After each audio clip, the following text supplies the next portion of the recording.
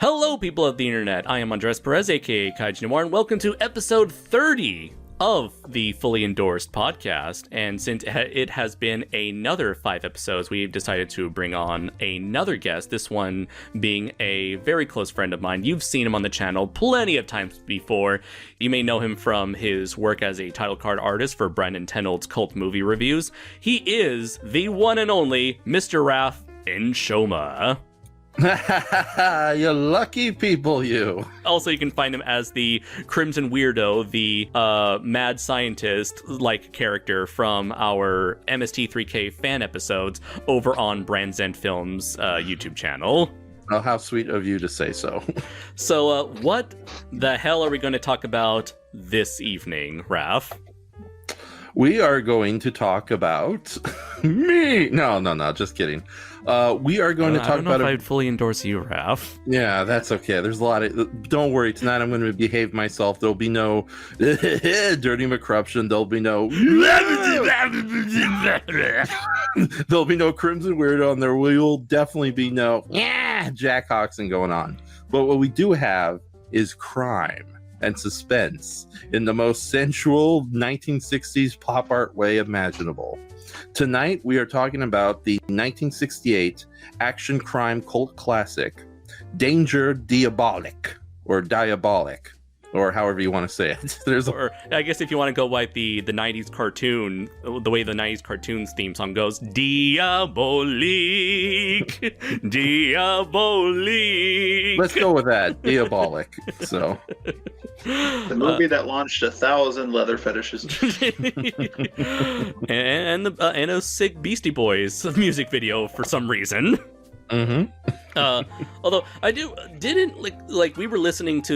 we were watching the English version of this movie, and is it me or did they just pronounce it as Diabolik?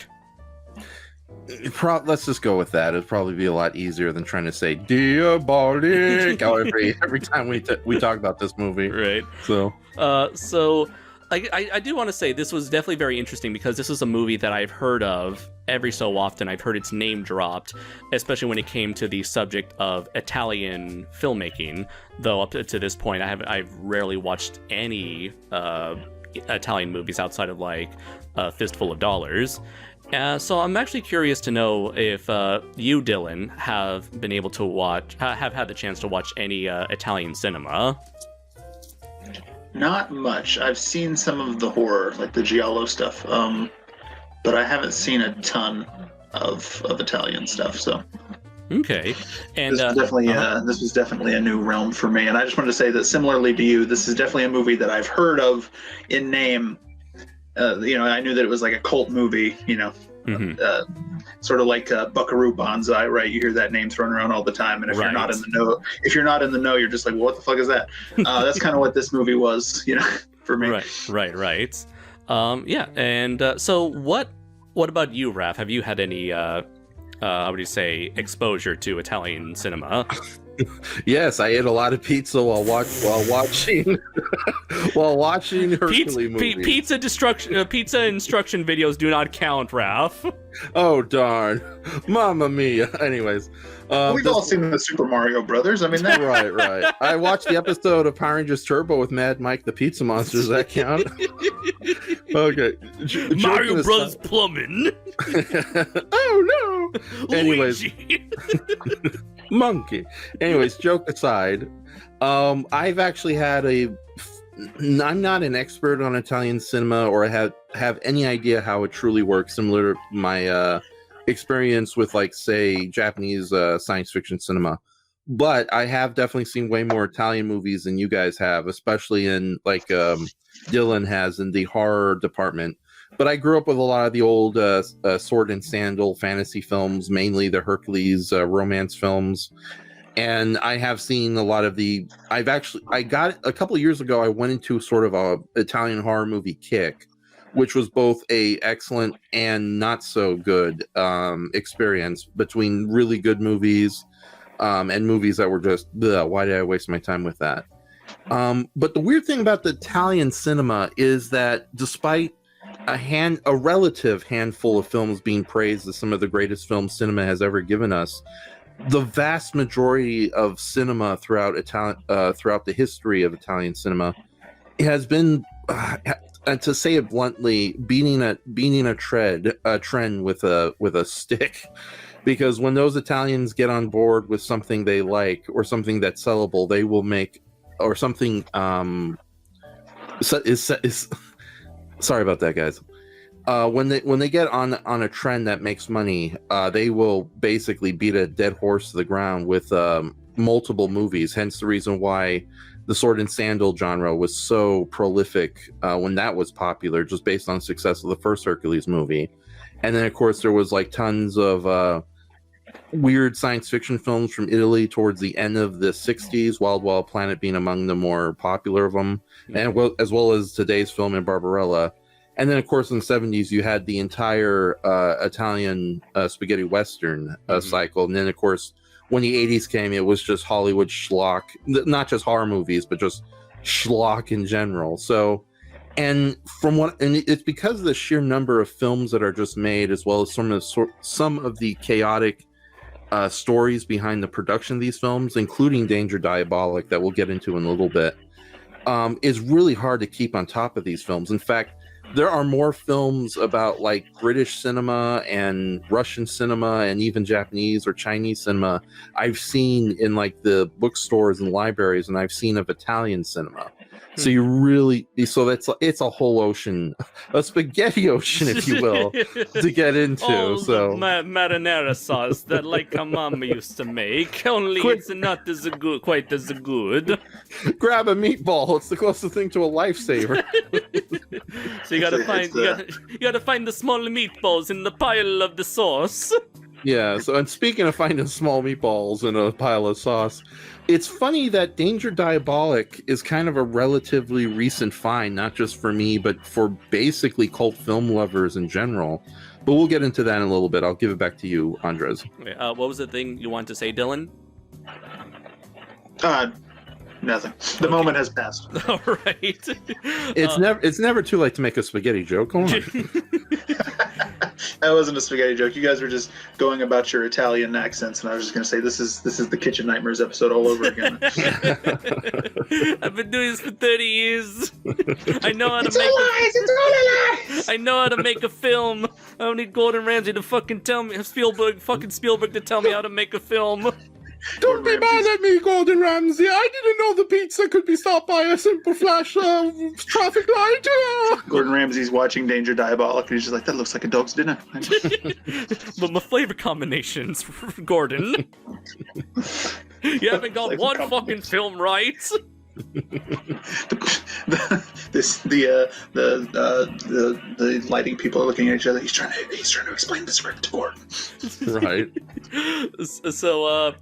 So from what you're telling me, it sounds like Italian cinema is pretty much like a crapshoot in terms of what you can find, and with the exception of like the few diamonds in the rough, in which case Danger Diabolik happens to be one. Yeah, I wouldn't say it like a crapshoot, but just the sheer number of films from Italian cinema, definitely kind of it just kind of becomes white noise if you don't know where you're looking. It sounds very similar to something that I do know a lot more about, which is Hong Kong cinema. In that, like you were saying about how the Italians just sort of grab onto a trend and just ride that shit forever. I mean, at some point in Hong Kong, somebody made a karate movie and it went over real well, and they never looked back. It's like, what is it? Back in the 80s, The Killers was the Killer was a very successful film. So Hong Kong cinema just made like 100, if not thousands, of rip-offs and remakes, and inspired by films of that. And I think Italian cinema is very much in the same regard. So it's a shame too, because whenever somebody talks about Italian cinema, they either talk about like a handful of like the classic films that that the likes of Roger Ebert or Pauline Kael would love, but then it's like there'd be like millions of like other lesser movies. Many of them never even got proper release here in America. So would Danger Diabolik fall under one of these trends, specifically like perhaps the spy genre, since I'm assuming this is around the peak of the early success of James Bond? Interesting you should say that, because yes, this film very much does kind of fit into the spy-fi genre, sci-fi mix with a spy genre, which a lot of Italian movies were following the trend for, because as you know, the James Bond films are really big in the 60s, and the Italians kind of followed that up with tons of different spy movies.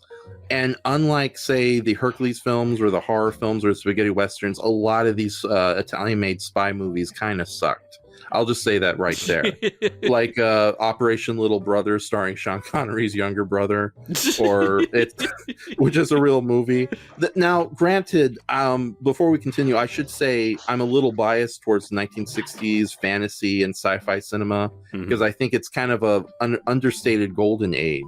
It's not as prolific or as abundant as the 1950s, and it's not as nostalgic or as well celebrated as the 1980s. But what you did get in the 60s were like very colorful and wonderful movies. You know, Ray Harryhausen was doing his best work. The Godzilla franchise was riding high.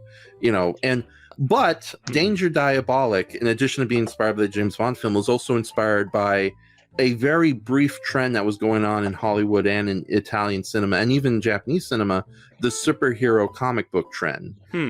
As you know, in America, there was the extreme success of the Adam West Batman movie, which of course led to not just the movie, but the TV series, which led to the Green Hornet TV series, which was an attempt to do the live action comic books in a more serious manner.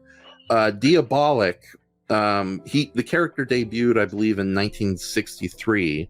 Oddly enough, a comic that was written by two sisters, but it was very much a very violent comic with a lot of sex and gore. They got good taste, I'll tell them that. I can say that. Yeah, heavily inspired directly by Phantomos, another popular villain of European fiction. But it became way more popular a year later in '64 when there were attempts to try to make movies. And by then there was a kind of a small subgenre of not just superhero and comic book inspired cinema, but also as some Italian film historians have said, a sort of a surge of films inspired by the fumetti, which is basically Italian pulp comics of the era, which Diabolik was spawned from. And there was a lot of movies that were heavily directly inspired by the fumetti comics, including Barbarella, which is something of a sister film to Danger Diabolik, since they were kind of produced by the same people, starred some of the same cast members. And so there's like, I will from what you're asking, I'll basically say that it's not just a James Bond inspired movie, but it's pretty much the 60s fantasy cinema. The culmination of like this entire decade's worth of progression through this particular history of movie making. Oh yeah, definitely. And also Danger Diabolik is also a rare example of a subgenre you don't really see very often even today. The supervillain as lovable protagonist. Like because honestly, the only thing I can think of that comes closest to that is either Megamind and Despicable Me. Both happen to be animated films. Yeah, but much more comedic in nature. And also the so-called supervillains in those films were either played for laughs and much more sympathetic. And even knowing that today there's a lot of television shows where the supervillain is ostensibly the main character or quote-unquote hero. How can I forget the Oscar-winning film Suicide Squad? Of course. Ah, yes, the Oscar dominating darling that was Suicide Squad. Who was in that again? Obviously. Oh, Jai Courtney, the new Sam Worthington. Yes. Wasn't even that one guy where it's like he can climb anything, gets his head exploded like 5 minutes later? Oh yeah. I forget that guy's name. He was in expendable Native American actor character. Yeah, he used to be in Law and Order SVU for a while. I don't remember his name. He's like, I'm going places. Pop. Damn you, Amanda Waller. Danger Diabolik wouldn't take this crap. You don't often think of, when you think of the 60s in comics, you don't often think of like non-superhero comics being a thing, because here in America they had sort of died out due to a whole history of things that happened in with campaigns, and but before that we had comics code the whole comics code thing, and the comics are making your kids criminals and they're turning the frogs gay or whatever, and so it's like and so everything got banned except for superhero comics, and even those were put under restrictions. But prior to that, of course, we had stuff like this, like crime comics and horror comics, and those are sort of things that have come back in the more recent era when sort of individual creators have more freedom to tell stories. Yeah. And with that said, though, in Europe, especially in Italy, they were more than happy to do more sex and violence in their comic books, and that would explain the large number of anti-hero or just purely villainous titular characters in many of these comics. Emphasis on tits. We'll get to that soon. Yes. There's a lot of titularly going on in this movie. And I like that they don't try to make him he's a bad guy, but he's really a good guy. Like we have a tendency to do that shit here. Like when Disney ruined Maleficent. Well, it's before we continue, we should say who the heck Diabolik is and what the basic plot of this movie is, so the viewers have some idea what we're talking about. He's the world's most deadliest simp. You ain't lying. Yeah, so Danger Diabolik himself, he's a master criminal bordering on tech genius supervillain, who is the best comparison to an American character I could make is probably a male Catwoman, but way more a male Catwoman with a little bit of Batman thrown in. If Batman was, if Catwoman and Batman merged into a singular being. If Batman was Catman. Yeah. Well, it's interesting. He is both a James Bond villain and also a James Bond figure. It's like if Blofeld went into the field, Yeah. Well, what's funny, actually, I would kind of compare him to more the sexier James Bond villains, like Christopher Lee's Scarlemagne from Man with the Golden Gun. Absolutely. But the thing about Danger Diabolik is, he's a master criminal, and he's pretty much just doing these crimes not just for the kicks, but in sort of one of the few redeeming things about his character, he's doing it out of love and sex, but mainly love. Because his partner in crime and is his loyal and loving lover, Ava. And even though in the movie doesn't really go into detail how these two met originally, we get the feeling that they've been together for a long time, committing all these insane crimes and getting under the skin of society, as well as the authorities, as seen in the Detective Jaco, their rival, I wouldn't say arch nemesis. Jinko, yes, thank you. So, and basically the film is kind of an episodic series of their capers, just kind of escalating further and further, forcing Jinko to hire Valmont, a much more ruthless and he's somewhat charming, but way more villainous. Far less redeeming. Yeah, far less redeeming mob boss.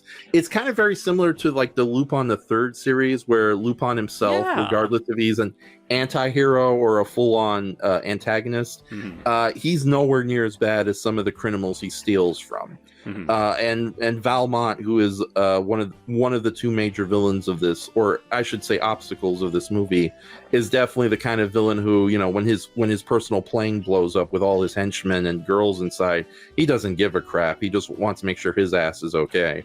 So basically it's kind of a battle of wits between Diabolik and Ava against Jinko and Valmont.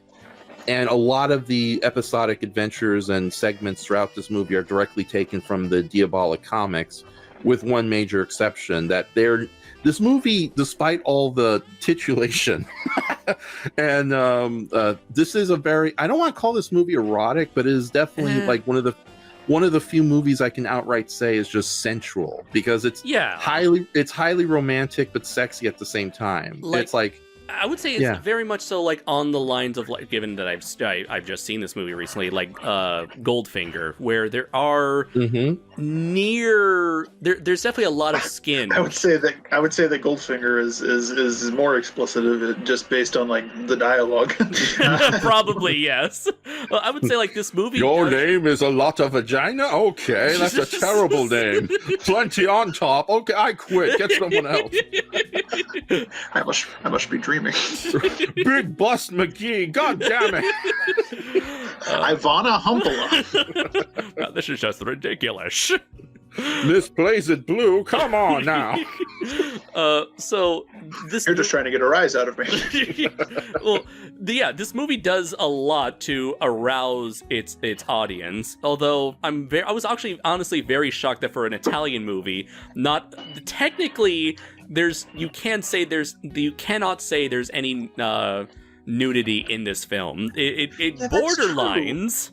I didn't think about that until now, but there's no titties. There's no. I mean, you see maybe some side boob, but not really. They do a lot to like obscure. Yeah. They're constantly teasing you with Ava, and even with Diabolik himself in one instance. Yeah, it's definitely not like when we reviewed Enter the Dragon and then that ass walked into frame and Andres was just like, oh, all right. Yeah, you see, that's the thing. It's like I've seen Enter the Dragon, so I was like, and it's Italian, so I was like, oh, they must have looser standards than Hollywood. It's like, oh no, they're not. They're just gonna tease us throughout the. It's Godzilla 2014 all over again. Yeah, it's funny you should say that because for a movie with like a lot of lovemaking scenes, it's ridiculously and violence. Also, hardly any blood in this movie. Yeah, like what is it? This movie originally was almost all audiences because back in the 60s there was no real rating board. Uh-huh. But now it has a official PG-13 rating for all the drug use and sexuality or sensuality, I should read. But it's funny too because it doesn't get as explicit as Goldfinger, and yet strangely enough, I will give Diabolik points because he's just with one girl throughout the whole movie. It's just him and Ava rolling around in the dough, literally. That's why he's the world's most dangerous simp, and James Bond is the world's most dangerous Chad.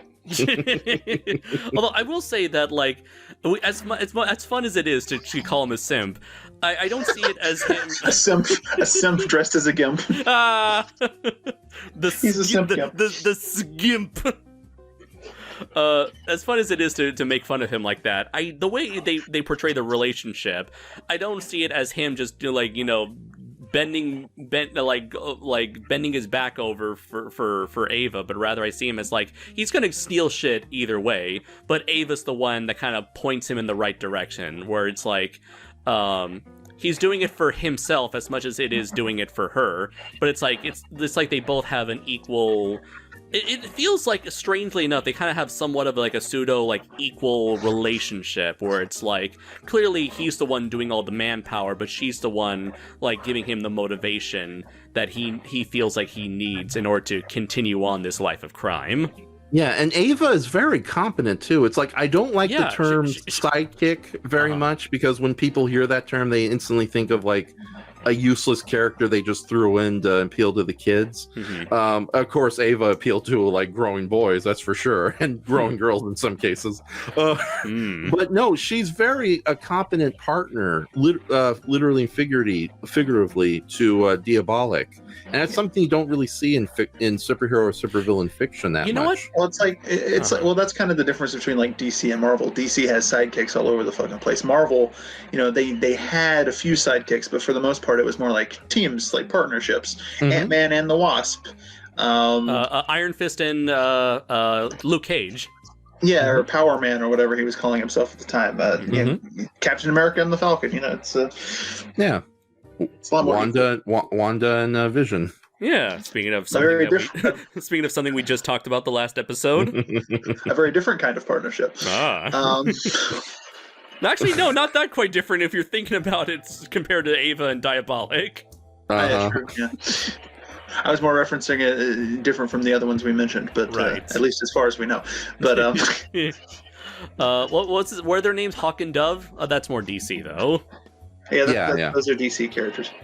Let's see. I definitely agree. They have themselves like a very unique. They're easily like the highlight. They're like the main draw of this movie, and yet despite these characters, I feel like this movie is one of those things where you learn a lot about their characters, not so much from their specific dialogue or from the plot, but just through their actions alone. seeing these small little tender moments between them and just how they're willing to able to cooperate with each other. They're always seemingly in sync with one another. And yeah, Diabolik does the majority of the work, but what roles Ava has are extremely vital for their success. And Yeah. I would argue that for me at least, the main draw of this movie isn't so much the characters or the relationship. It's the capers, man. Yes. I really enjoyed just watching the capers unfold. Yeah. It was a bit like watching like a heist movie, except there were like 3 heists all in a row. And they just get more and more ridiculous the next. Yeah, especially the resolves. It's like, how is Diabolik going to get out of this one? Wait, what? I swear to God, I must have at some point in the future built a time machine, gone back in time and written this movie, because I kept predicting everything that was going to happen. The whole time we were watching the movie, I was like, oh, what is he going to fucking pull up in a submarine? And the next thing I know... Oh my God, that was when we were watching that movie. He rolls up in a fucking yellow submarine full of God. Beatles. Yeah. Like, that was hilarious when we were watching the movie, because you said that dialogue and then the camera slowly pans left to the submarine and we were just all laughing our asses off. I'm like, okay, so he stole the gold, but how is he going to smelt it? And then he just fucking pulls out the torch and sticks it in the cage. Or like the part where it's like, what was he gonna do? Is he gonna like launch himself off the fucking tower? It's like, wee. Although in that case, that was a or when fake I was out. like, oh, I bet he's not dead. I bet he pulled like a Romeo and Juliet, and it's just a drug to fake his death. And then sure enough, 5 minutes later, he was alive. He was like, wait a minute, we still got half an hour of movie left. You know, it's funny too. This movie is very, for lack of a better term, meat and potatoes, in the sense that it really does get to the point of everything. Because yeah, there's been better superhero movies in recent decades that deals with character and all that, but it kind of undermines or abandons, the superheroics or just the action sequences and the fantasy elements.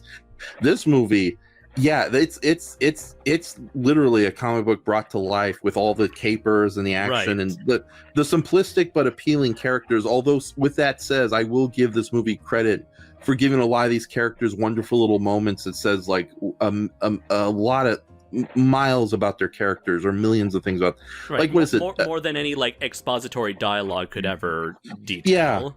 Yeah, because it's, again, the main point of this movie and the main reason our 2 villains are doing this, our 2 protagonist villains are doing this, is they love each other so much.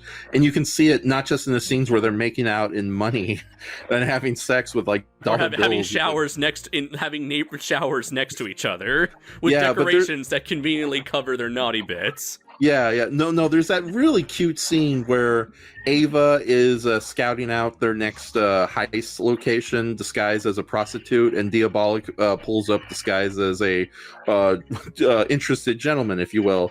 And they just play off each other so adorably, like a loving couple at a cosplay convention.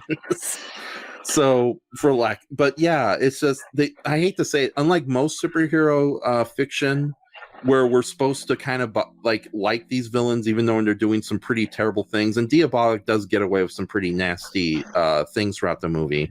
Yeah, but I mean, because throughout most of the movie, he was like not really killing many people unless necessary. And then all of a sudden, at one point in the movie, he just starts fucking blowing up buildings.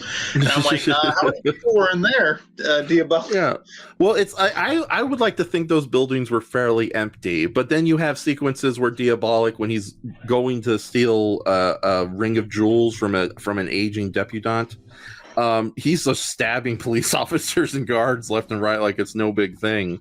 So right. and yet with that says, unlike most fiction where the supervillain is the protagonist, say any story about any Batman related story featuring the Rogues Gallery, Ava and Diabolik are so likable and so appealing that you really can easily forgive them for all the dead cops they leave in their way, as opposed to like other crime fiction where the villains are the lead characters, but when you really think about it, they've done some pretty horrible things. Like that's one of the big problems I have with the Bonnie and Clyde movie. It's a good movie, but at the same time, they kill some innocent people, and yet here it's done in such outrageous, over the top, but beautifully done way that you can easily buy into all this. Right. And not only that, but blowing up all those tax buildings kind of it was kind of a good thing as far as the regular citizens are concerned. Down with the system. Yeah, especially that wonderful scene where Terry Thomas, who guest stars in this movie, is playing the prime minister, and he's basically in a very kind and sweet way like, well, we lost all of the tax information, so if you can just pay us any money you think you owe us, we appreciate that very much. Which of course leads to the big final heist where, you know, they have to transport what's left of all the gold because obviously citizens of the world are not going to pay their taxes if they don't have to. I do want to mention Terry Thomas. He's like he has like the British voice that everyone thinks of when you think of a British person. He's like that. I'm Terry Thomas. How are you doing Hello, Pip Cheerio, tea and crumpets and whatnot. Yes. God damn Tom Thumb is getting away again. What is this tomfoolery? The Nigel Thornberry archetype. Yes. Yeah. Even looks a bit like Nigel Thornberry, doesn't it? Yeah. I wonder if that was intentional. Well, Terry Thomas was a pretty popular comedian in his day. Unfortunately, he there was a point in his career where he can only do cameo appearances, hence the reason he's just a guest star here as opposed to like one of the main characters. And that especially ties in the fact that the poor guy suffered from Parkinson's fairly early in his life. But no, it's great to see him in any movie. He's just a very fun presence wherever he shows up. Right. So He definitely brought a lot of like comedic mileage to this movie. Like this movie is like very over the top, but it's not so. It's a very interesting kind of over the top where it, I guess I don't know if it's in so much so influenced by the times. It's never like as it gets to almost Batman 66 levels of ludicrousy, but it kind of like rides that line where it's like in some moments you can take it seriously, but then there's always a moment like the submarine or the catapult that just reminds you what kind of movie you're watching. Yeah, it's like a lot of people instantly just say this movie's campy, or even worse, they say it's so bad it's good. But I think it's a more accurate term would be it's tongue in cheek with sophistication. Like this is a movie that invites you to laugh alongside of it, not at it. Right. There's definitely no subtext. It's definitely all there on the screen. You know, it's not that kind of a movie, and that's fine. You know, and I haven't seen a movie like this since like I want to say Dick Tracy, where it does kind of embody that more heightened reality sort of deal while keeping things kind of pseudo tongue-in-cheek and like goes along with it plays into its goofiness while still trying to have some sense of dramatic weight to it all. I'm trying to think of another example. The Mask, maybe? Yeah, you know what? The Mask also definitely has elements of that as well. It's not exactly a comic book movie, but I would throw in also Big Trouble in Little China. That's a movie. You know what? You're right. Yeah. Absolutely. Yeah. It's funny too because there's a lot of movies that are not based on comic books but are heavily inspired by them, like the ones we just mentioned. But then a lot of movies, especially in the modern times, that are directly based on comics, they downplay a lot of the colorful elements and wackiness of the original comics. Like for the longest time, the X-Men movies should be way more colorful than they are, and for the longest time, it was just these normal-looking dudes in black suits. Yeah. So, but no, with Danger Diabolik, they go in hard with the visual sense, and that's largely connected to the film's director, Mario Bava, who I will talk in length a little later. It's interesting that you mentioned Big Trouble in Little China, because now that I think about it, a lot of John Carpenter's non-horror work has that kind of a vibe to it. I mean, I think of They Live. I think of Escape from New York and the sequel, and they all have that sort of heightened reality sort of a vibe, although albeit in a much darker way. Yeah, and also Danger Diabolik, like their comparisons to the Adam West Batman series is very apt, but at the same time, it kind of reminds me of the early days of Japanese superhero television shows. Like it doesn't get as ridiculous or as dumbfoundingly toyetic as it is today. Like, you know, early Kamen Rider or like Johnny Sacco and its Giant Robot, which is basically the Adam West show but with giant robots. And again, it does it with sophistication. It winks to the camera without, you know, having to wear clown makeup. So. If that makes any sense whatsoever. Yeah, I can see that. Yeah, there just needed to be more colorful costumes in that case. Well, considering what Ava wears half the time, she has almost a new outfit every 5 minutes. Right. So if she's wearing outfits. But what was I going to mention? Like, yeah, also, like, I want to say I was also surprised by how comic accurate the rubber suit was, where in the comics they made it so skin tight. It's a common trope for a lot of comic book artists in the day, and even to this day, even in the modern day as well, where they make the costume so skin tight that you see every single facial detail or muscular detail or every single curvature or crotch bump. Right. or underneath you're essentially drawing a naked character and then just coloring it and say, yeah, he's got a costume on. And yeah, my question is, can he breathe in that thing? Right. It like goes into the crease of his mouth, and like the nose is all molded, and I'm like, where does he breathe out of? Yeah, and it's also 1960s rubber too. It's not like the high tech safe plastics we have today. This is Godzilla costume tire fabric we're dealing with. This is not breathable material. It would be one thing if he had like a ski or like a scuba suit, but then like a ski mask up top. But no, this is all one piece. It looks like of just thick rubber. They really went all out. And a little thing I thought was very interesting was like, yeah, they try to emulate, I guess, like in the comics, Diabolik has this sort of like Wolverine thing going on with his hair, where his hairline matches the look of the mask he wears. So he's got this like very strong widow's peak, but the way they portray it here, it's not so much a widow's peak, but rather he just like combed all his hair down and pointed it in the center. You know, it's hard to find real people who have that sort of Vegeta widow's peak going on. You know, yeah, it's normally not that extreme. I mean, they could have gone with a wig. I don't know, unless that wasn't in the budget. I think we should give some praise to the actor John Phillip Law, who plays Diabolik, because not only this movie, when they were making this movie, again, they went all in trying to make it a true comic book movie. And that was largely a deliberate decision from the director, Mario Bava, the producer, Dino De Laurentiis, but even John Phillip Law himself, because when he got the role, he immediately went and either bought or read a lot of the Danger Diabolik comics, and a lot of his mannerisms and facial expressions are directly taken from the comic. And he went so far as not only for the haircut, something they all agreed on, but he even put eyeliner in his eyebrows so he can get the Danger Diabolik style eyebrows going on. So that's why he does a lot of eye acting. Okay. And it's fun too, because while I was doing some research for this and watching some of the documentaries and images and looking at images online, there are like comic accurate panels that they recreate for this film. The famous oh god, what is that thing? Like the little like facial recognition thing. Oh yeah, the facial recognition thing, especially since they threw in a lot of little gags in there too, visual gags.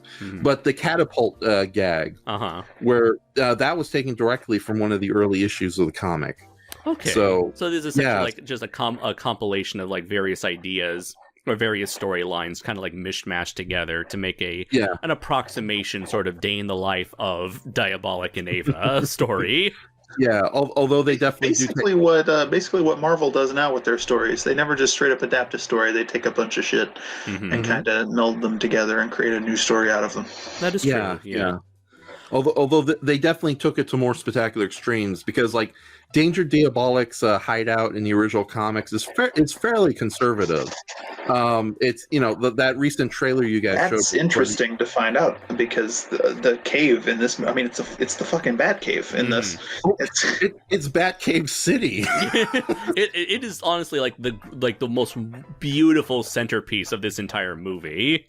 Yeah, and to think that's all just matte paintings and hanging miniatures and scaffolding hidden behind it for the actors to walk on too. I like how they have a big rotating room that they drive the car into, and the entire function of this room is just to turn the car around so that it can go down a different hallway. And I was like, they couldn't have just built a curve? When you have this much money, Dylan, you just gotta spend it all. And I'm like, who is their contractor? You know, It's probably some like, if this was like the Venture Brothers universe, this would be, they probably have like, supervillain contractors specifically for this sort of for supervillain layers. By the way, I do gotta say, do you think, I think both of you are fans of Venture Brothers. Do you think the relationship between Ava and Diabolik must have somehow influenced the Monarch and Dr. Girlfriend? potentially. That's a good idea. Well, the Venture Brothers is heavily inspired by a lot of Pulp Fiction from the 60s and the 70s. The references are everywhere. But yeah, now they go on. It's a lot more loving than that one. Yeah, I would argue that the Monarch and Dr. Girlfriend is probably closer to fucking Lex Luthor and Miss Tessmacher from the Superman. No, I hate to say it, but I think the Monarch and Dr. Girlfriend have a much more healthy relationship than a lot of the DC villain couples out there.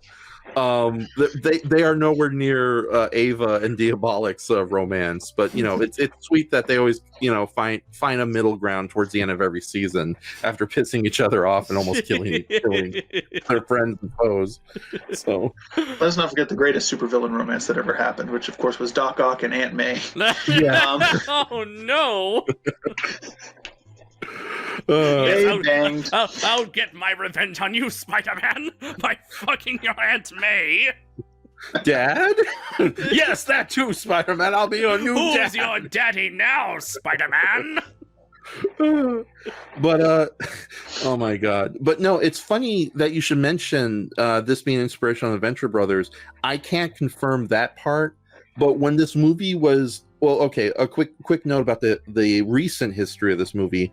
Since its release in 1968, it was more or less lost because the movie didn't do that well in outside of maybe Britain, where the movie did okay business, but like in Italy and America, it barely made a blip, and usually with pretty bad reviews too. That's interesting considering how much the Italians seem to like this character based on what you've told us. They like the character, but they could care less about the movie itself. And that's probably just how fickle Italian audiences were back then.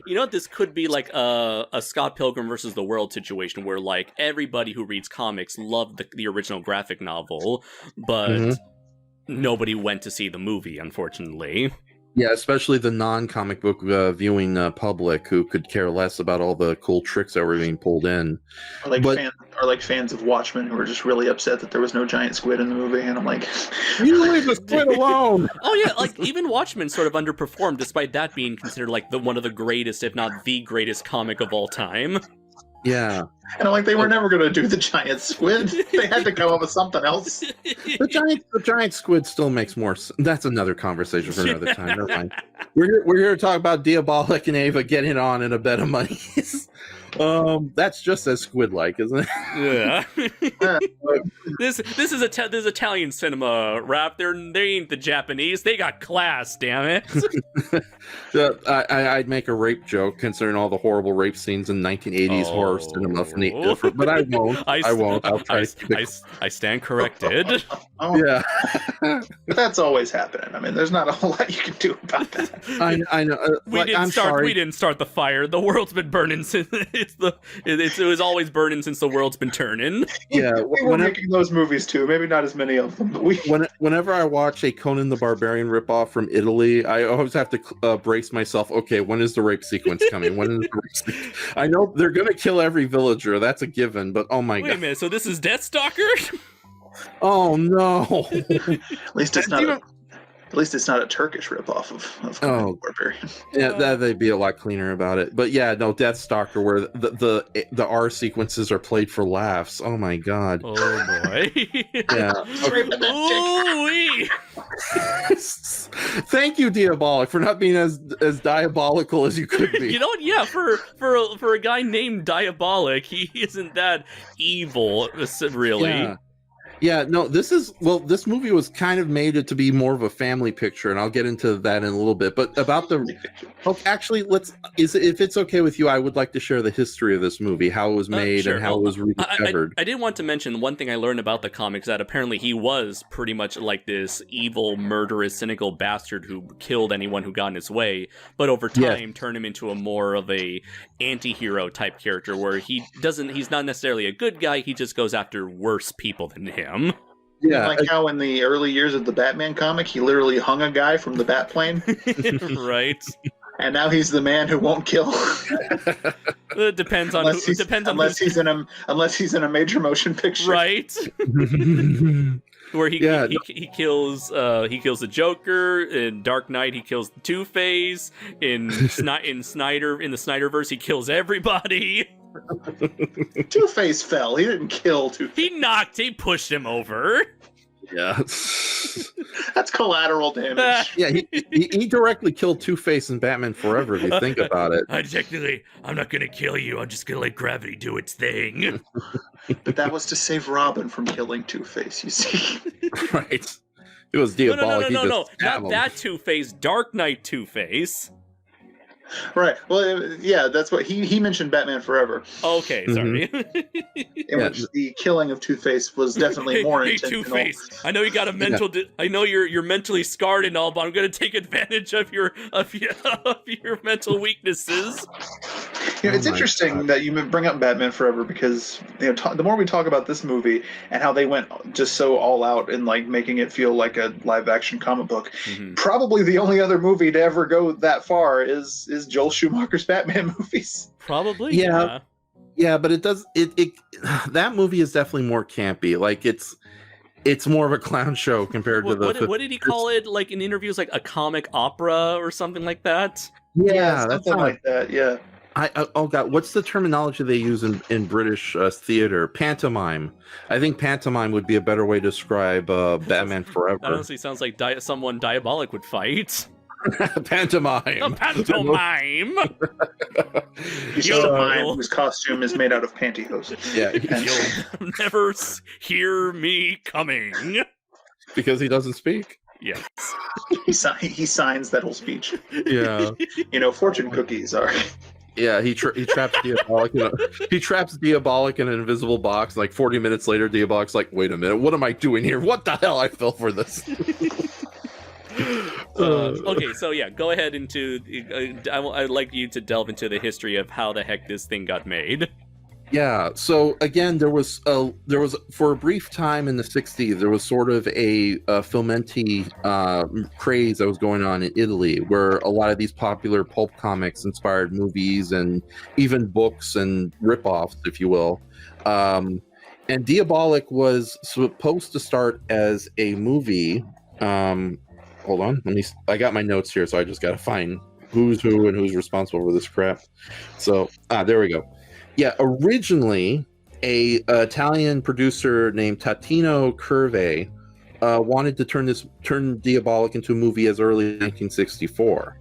Unfortunately, Curve was way too ambitious, if not maybe a little foolhardy in his original attempt, because the original idea for Danger Diabolik was to turn it into a big budget anthology film with major directors coming in to direct each and every segment or heist sequence, including such names as Akira Kurosawa. Oh my god. Yeah, but obviously that wasn't going to happen. I forgot who the other directors are, but we're talking like big name people like Fellini and probably even Orson Welles.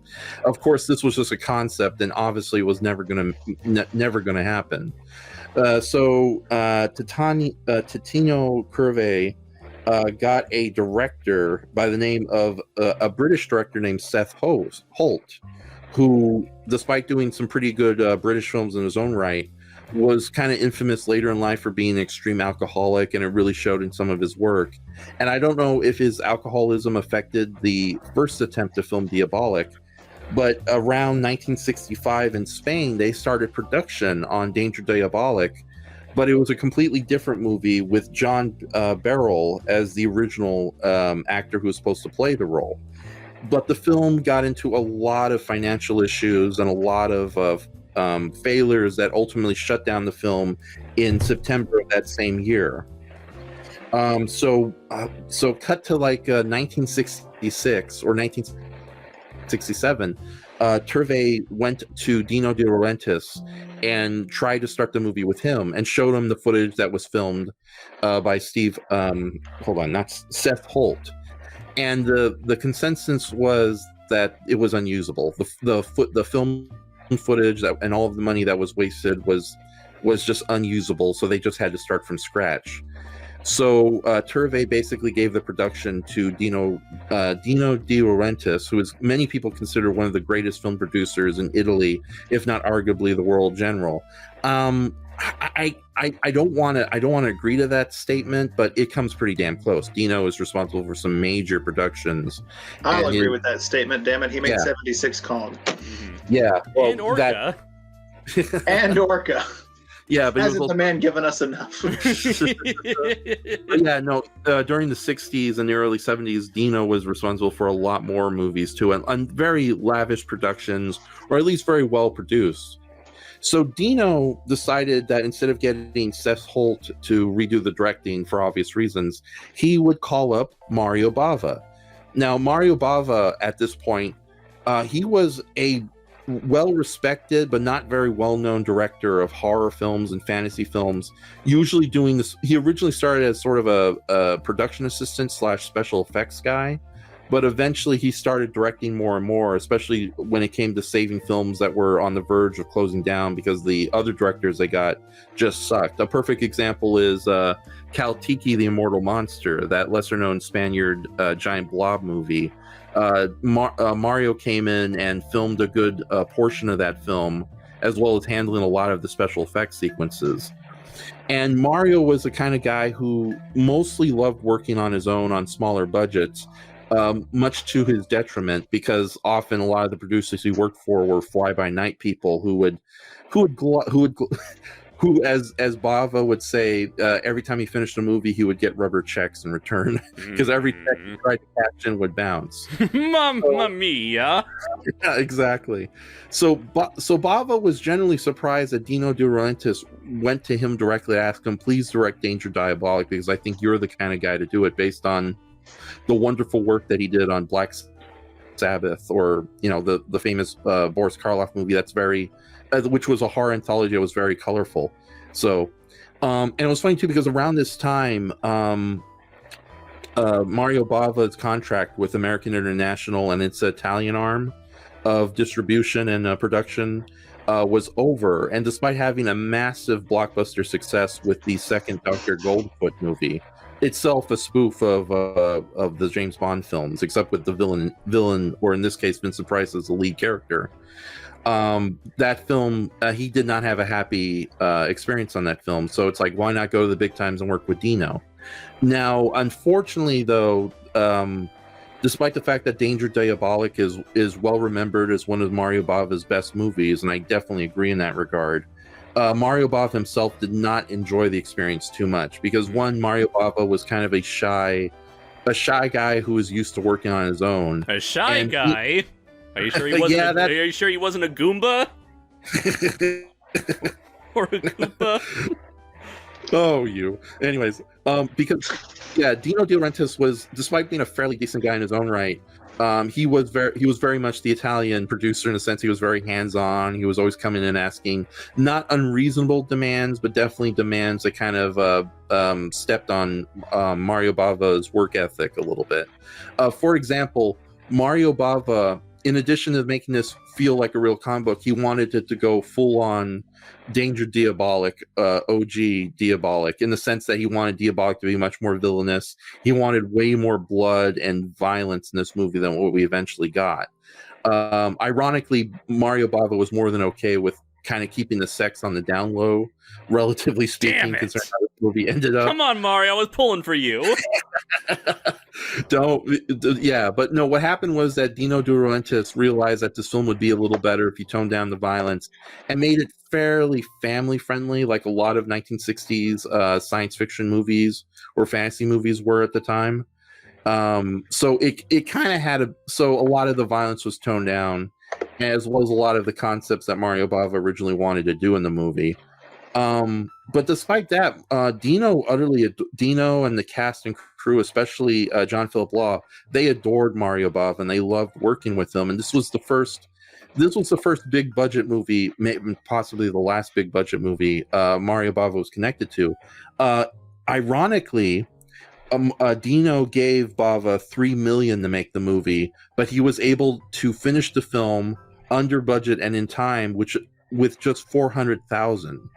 And even though the movie didn't do well in the Italian cinema and didn't do that much money in America, Dino was still so happy having worked with Mario, and even more ecstatic at the amount of money he saved. Because as you know from this movie, Mario Bava used a lot of like camera tricks and forced perspective and like almost old school 19 silent film special effects to get a lot of the sequences finished. Instead of building an elaborate set, let's just rent a cave and fill it up with matte paintings and hanging models. There's Diabolik's underground lair. But Mario Bava was so kind of upset and disappointed by not being able to make his own kind of movie that he went back into making super low budget horror movies. And despite having a good time doing some of those films, Mario Bava never had an opportunity as massive as this, despite the fact that Dino again tried getting Mario Bava to work on the 1976 King Kong movie. I don't know how a King Kong movie made by Mario Bava would have looked. And it's even more ironic. That's an interesting thought. Yeah, and it's even more funny when you consider that for a brief time, Mario Bava was going to do his own King Kong spoof called Baby Kong, but that went nowhere. And if you read the script, you can see why. It's just basically King Kong except a chimpanzee in place of a giant gorilla. It's really not that amazing of a comedy idea. That's basically what happened. So sadly, the movie didn't perform well in America. Barely did any business in Italy, despite the love that they have for the character. The Italians have always been very fickle, especially towards Mario Bava's work back then. In fact, Mario Bava, who very much like John Fukuda, would undermine a lot of his work. And when some of his fans and biographers would ask why your movies weren't more respected in Italy until only recently, and that they do better business abroad in America, Britain, and even Asian territories, Mario Bava would jokingly say, "Oh, that's because those countries don't have culture." So, so the movie was for the longest time lost, basically. Not much surviving film prints. Nobody had any interest to see it until the 1990s, when there was a sort of resurgence in appreciation of Mario Bava's work.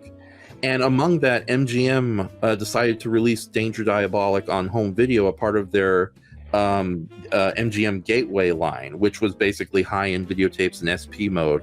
Ooh, take that, Blu-rays. Sort of the criterion of its day. Yeah. Here's a VHS of a rare Italian film. Yeah. Unfortunately, because when MGM released the movie, they had to redo the English dubbing because the original elements they had, at least at the time, were pretty piss poor, and a lot of the audio was terrible. So you end up with, and this was the American version of the film, which edited out a lot of the more racier and risque sequences.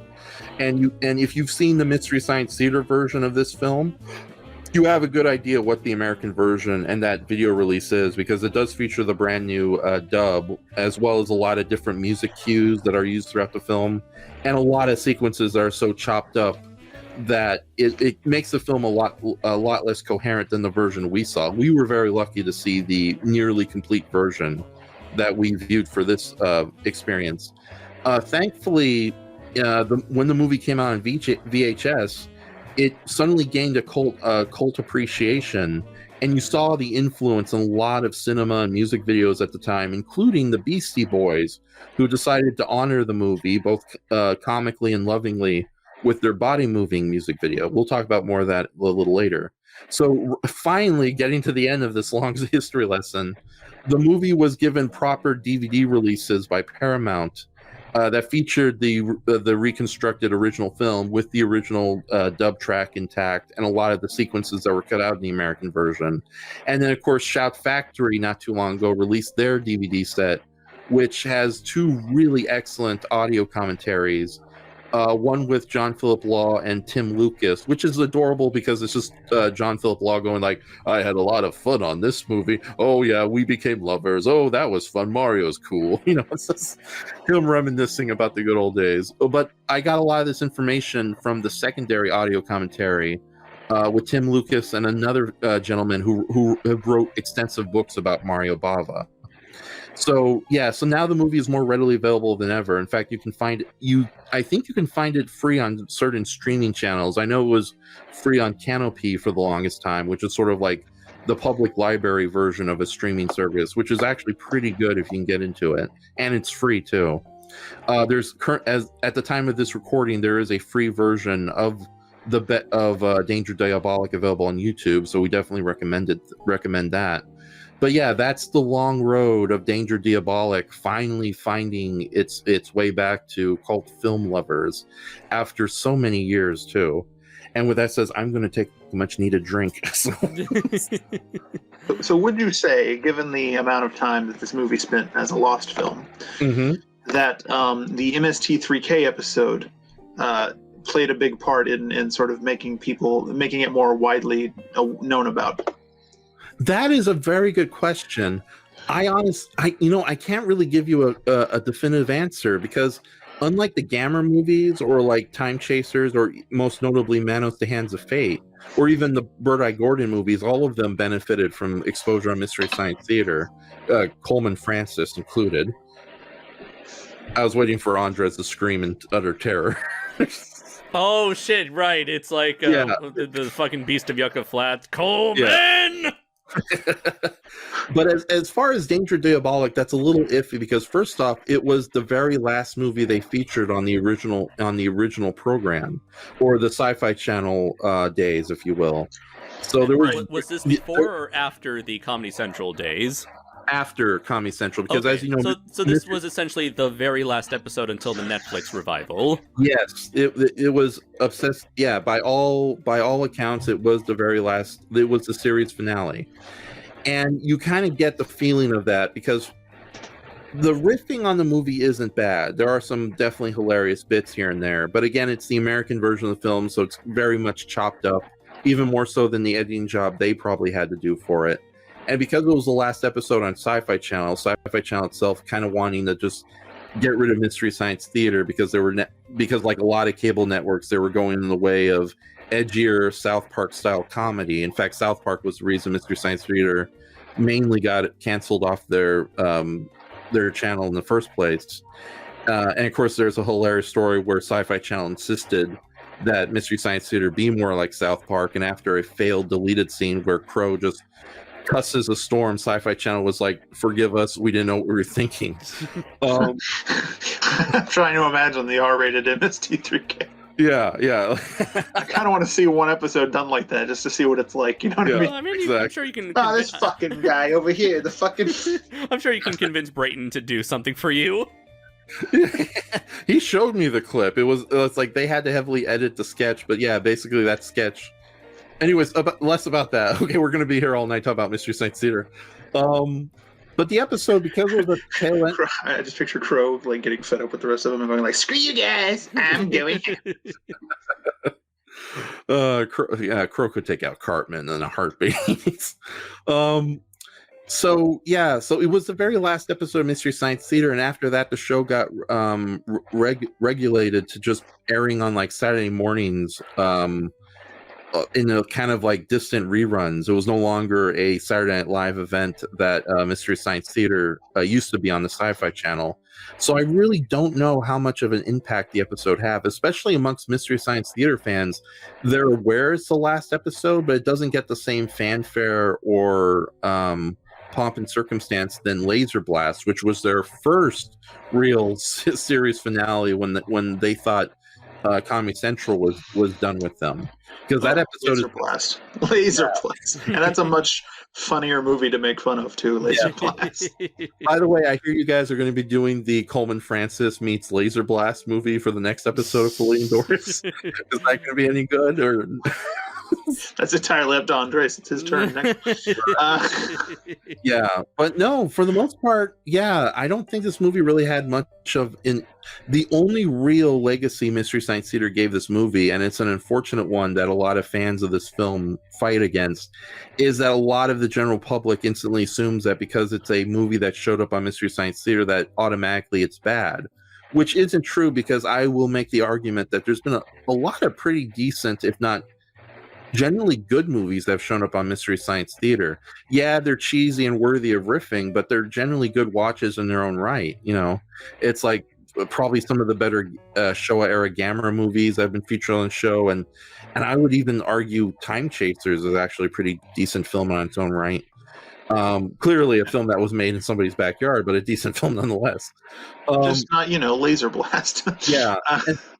And from what the audio commentary says, the only reason I think the Mystery Science Theater crew picked Danger Diabolik is that they generally wanted to go out on a good, decent movie. So it wasn't they didn't want to repeat Laser Blast. But yeah, for the most part, I don't think, unlike the Gamera films, Mystery Science Theater didn't really do much to improve Danger Diabolik's exposure, other than just the simple exposure of being on television again. And with that says, the riffing itself, it's a decent episode, but the majority of all the sketches are dedicated to the actual story plot of our heroes going back to Earth, and this being their last film. So there's no funny sketches based on the film itself. And unfortunately, there are some good riffs in there. It's like my particular favorite is like the infamous, making love in the money bed sequence, where Crow goes like, if you could imagine if they stole a lot less, we'd see her butt right now. Okay. I thought that was funny. I'm sorry. I mean, I'm just thinking about that joke, and he's so right. Yeah. If they just pickpocketed like one guy, you'd see basically everything. Yeah, exactly. They stole one bag of dough. Only one butt would be covered. But yeah, that's basically all I have to say about the Mystery Science Theater episode of Danger Diabolik. So, well, all right. Yeah. Well, with that said, I think it's about time to wrap things up, since we have been at this for over an hour. So have we already? Wow. Yes. Do you want to talk about the Beastie Boy music video? No, it happened. They took our footage. Tony Youth remake album of the soundtrack is good. It's good. Check it out. It's on YouTube. Okay. Oh, I'm sorry. I feel like I came prepared. And I think I came over prepared for this silly little movie. Well, what's amazing is I didn't even realize that we had already been going for over an hour. So that's a good sign, I think. Hopefully the audience feels the same way. Yeah, indeed. So thank you very much for the history lesson, man.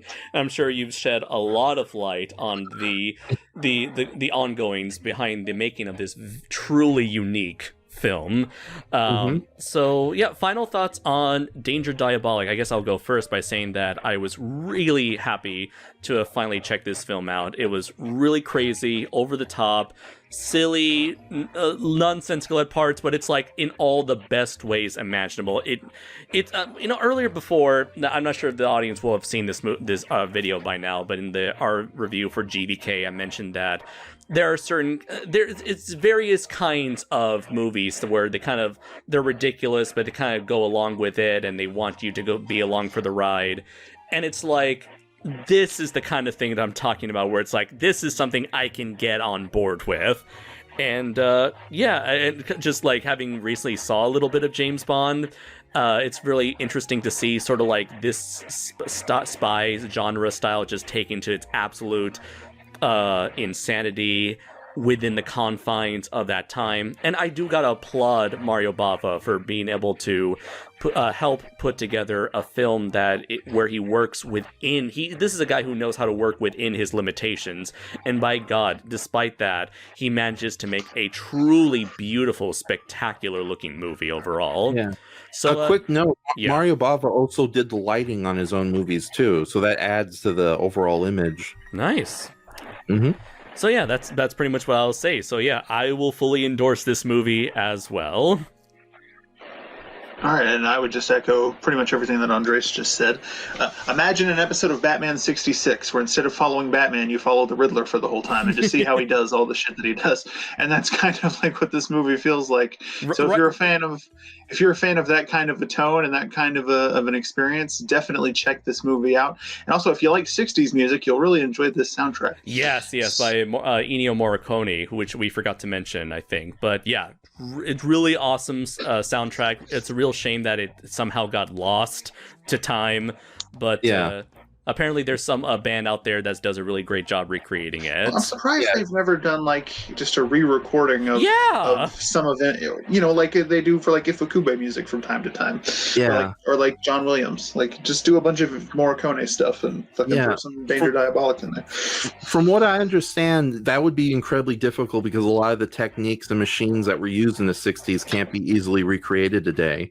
But with that said, the Marconi Youth tribute album that's directly based on the musical score is really good, and it's so close to the original score, it's worth listening to. So I would highly recommend that too. Mm-hmm. All right. Okay. And so yes. Oh, I'll just quickly say my thoughts on Danger Diabolik, and I'll keep it brief. Definitely go into this movie with open arms and an open mind, because I know a lot of people, they instantly assume any movie from like the old days is just expendable, disposable camp. But this really is a movie made with a lot of heart and care, and it really is one of those like cult movies that's just too damn cool for its own good. It's like visually and just the attitude and the music, it all works beautifully together, and the performances, while simple, are top notch, and just how silly and insane they are. So, and you guys go. But before we end this, I do have a revelation to make. So, well, you can do it now. Well, okay. You see, everyone, I'm not Enshohma. This was all a ploy to get you two and your millions of gold here. For you see, it is I, Diabolik.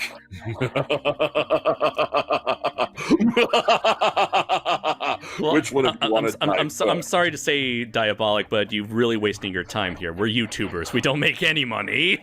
I will take your. We're not even popular. We're not even popular YouTubers. We're like Z grade, if that. Yeah. Is there a letter after Z, like from one of those other languages? the languages that have like 30.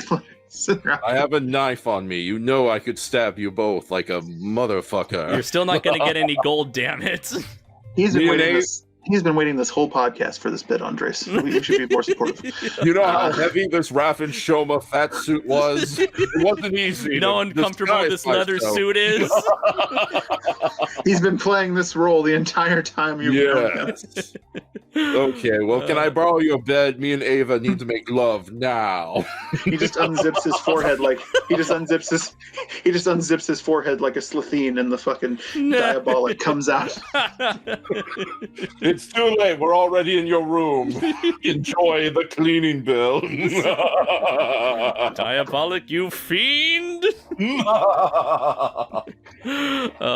I forgot to mention, there's apparently a new Diabolik movie coming out this year, so I'm now more interested than ever. I went from giving 0 shits to giving all the shits. We watched the trailer, and it told me absolutely nothing about the movie. So. Right. I'm optimistic. I'm hopefully optimistic about it.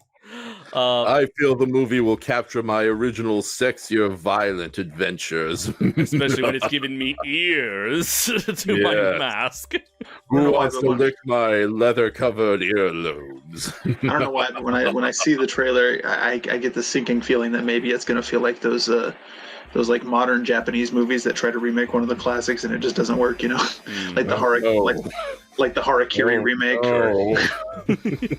Well, maybe it won't be like. Maybe it won't be like that. Maybe it'll be more like the 13 Assassins remake. Oh no. Well.